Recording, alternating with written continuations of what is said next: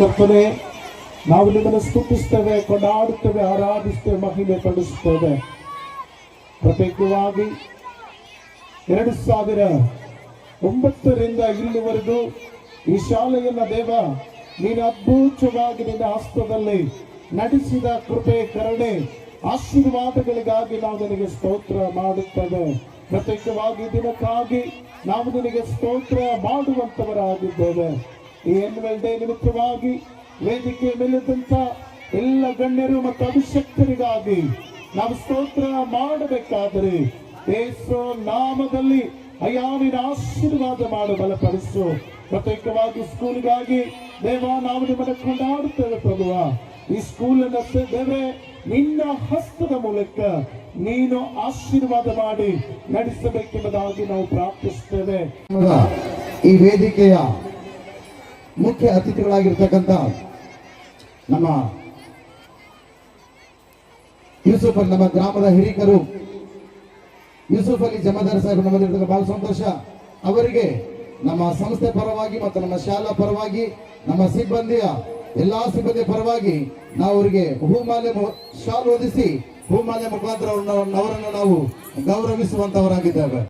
ಟೀಚರ್ಸ್ಗಳು ಒಳ್ಳೆ ರೀತಿಯಿಂದ ವರ್ತಿಸಬೇಕು. ಹೇಗೆ ಸಾಧ್ಯ ಆಗುತ್ತಂದ್ರೆ ಶಾಲೆಯ ಒಂದು ಮ್ಯಾನೇಜ್ಮೆಂಟ್ ಸರಿಯಾಗಿರ್ಬೇಕು. ಇಲ್ಲಿರುವಂತಹ ಸಂಜು ಸರ್ ಆಗಿರ್ಬಹುದು, ಮಂಜು ಸರ್ ಆಗಿರ್ಬಹುದು, ರಾಬರ್ಟ್ ಸರ್ ಆಗಿರ್ಬಹುದು, ಆಮೇಲೆ ಎಲ್ಲಕ್ಕಿಂತ ಹೆಚ್ಚಿನದಾಗಿ ಶಾಲೆಯ ಒಂದು ಅಧ್ಯಕ್ಷತೆ ವಹಿಸಿರುವಂತಹ ಶಾಂತಕುಮಾರ್ ಸರ್ ಆಗಿರ್ಬಹುದು, ಬಹಳಷ್ಟು ಶಾಂತ ರೀತಿಯಿಂದ ಅವರ ಹೆಸರಿಗೆ ತಕ್ಕಂತೆ ಶಾಂತ ರೀತಿಯಿಂದ ವರ್ತಿಸಿ ಈ ಶಾಲೆಯನ್ನು ಏಳಿಗೆ ಪಥದ ಕಡೆಗೆ ಕೊಂಡೊಯ್ಯುತ್ತಿದ್ದಾರೆ.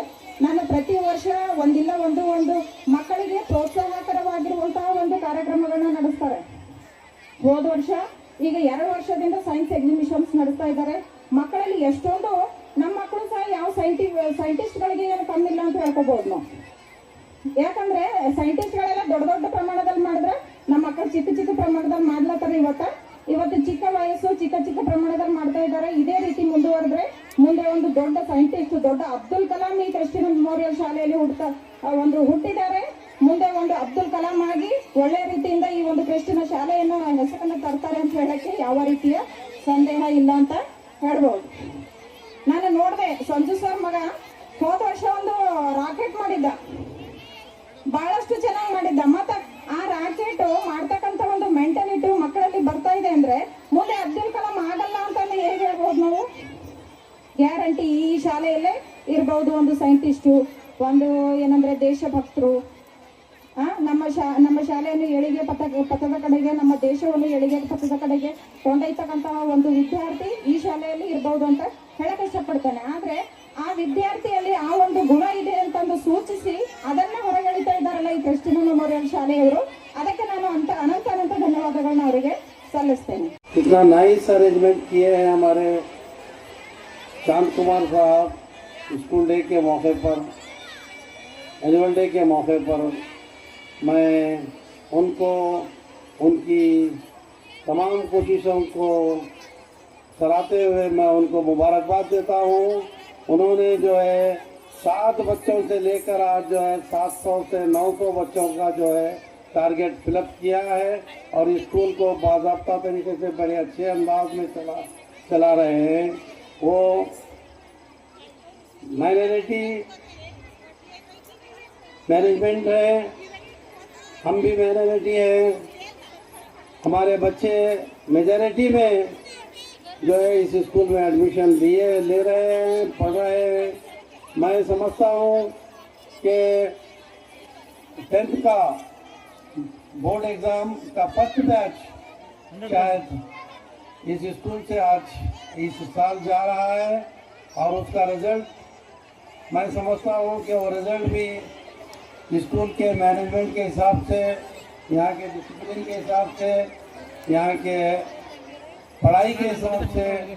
मैं कई मरतबा स्कूल का दौरा करता हूँ, आता हूँ, देखता हूँ, दूसरे छोटे मोटे प्रोग्राम में भी आता हूँ। यहाँ पर काफ़ी ट्रेंड टीचर्स हैं, यानी जो मैट्रिक पास है, PUC पास है, ऐसे टीचरों को लेकर जो है कोचिंग वगैरह नहीं देते, बल्कि ट्रेंड टीचर यानी BA, B.Ed, MA, M.Ed और इसी तरीके से PCH पास पूरे टीचर्स जो है ट्रेंड टीचर्स हैं।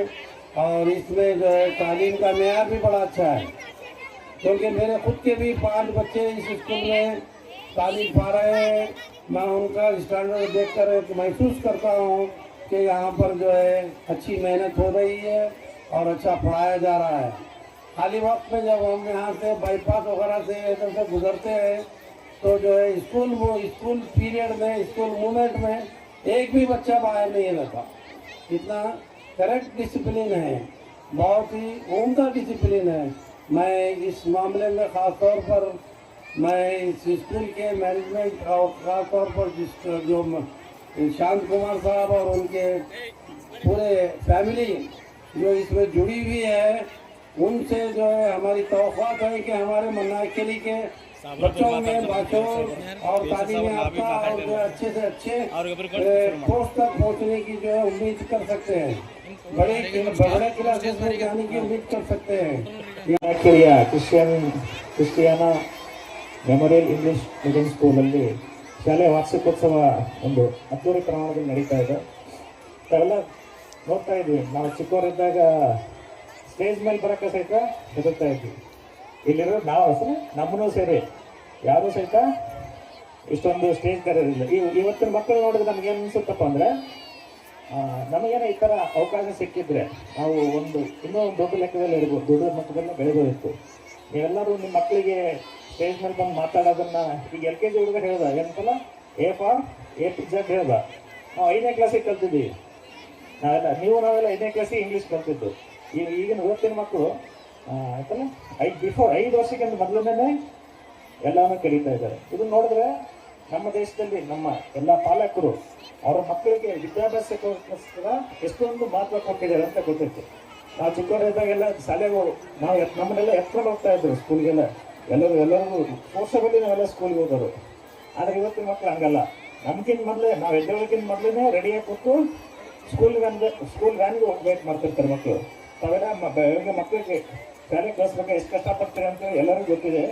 ಆ ಒಂದು ನಿಟ್ಟಿನಲ್ಲಿ ನಮ್ಮ ಮಕ್ಕಳು ಇವತ್ತೇನು ಸ್ಟೇಜ್ ಮೇಲೆ ಪ್ರೋಗ್ರಾಮ್ ಮಾಡ್ತಾ ಇದ್ದಾರೆ, ಇದೊಂದು ಅವ್ರಿಗೆ ಏನು ಶಾಲೆಯಲ್ಲಿ ಏನು ಕಲಿತಿದ್ದಾರೆ ಅಂತ ಹೇಳಿದ್ರೆ, ಒಂದು ವರ್ಷ ಏನು ಕಲಿತಿದ್ದಾರೆ ಅನ್ನೋದನ್ನ ನಿಮ್ಮ ಒಂದು ನಿಮಿಷ ಅಥವಾ 2 ನಿಮಿಷದಲ್ಲಿ ನಮ್ಮ ಮುಂದೆ ಪ್ರದರ್ಶನ ಮಾಡ್ತಾರೆ ಅಷ್ಟೇ.